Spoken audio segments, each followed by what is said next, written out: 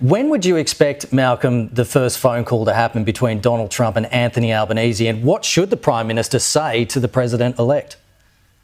It's possible that some sort of discussion will occur before January 20th, which is Inauguration Day. But really, I think that formal discussion will happen once President Trump has been sworn in after January 20th. And I think clearly the issues that will be discussed will be obviously trade will be important, but also security. China is the key concern for both countries. Trump's team will include a significant number of China hawks. Trump himself has talked about tariffs against China, and he sees China as a serious competitor.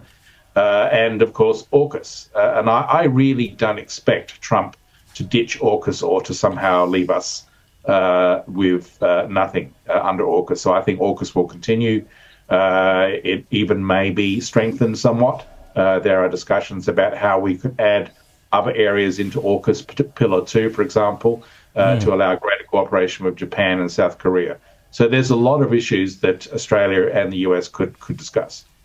Just finally, Malcolm, Ukraine President Zelensky and Israel Prime Minister Benjamin Netanyahu both congratulated the incoming and returning president.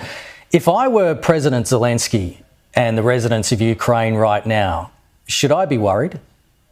Absolutely, because I think whereas Trump is more of a China hawk and is liable to stand firm against China in the Indo-Pacific region, in Europe, it's much less certain as to what Trump's policy will be. So if you look at the social media overnight, everyone in the strategic policy community is saying Europe must arm up now for war with Russia. And I think that's very real. That's a serious threat. And so from Zelensky's perspective, what he needs to be doing now is immediately going to his fellow European leaders and saying we need to work together to deter Russia, because if Europe turns away from Ukraine, if Trump turns away from Ukraine, Russia wins. And then I would say expect a wider war between NATO and Russia sometime in the next few years.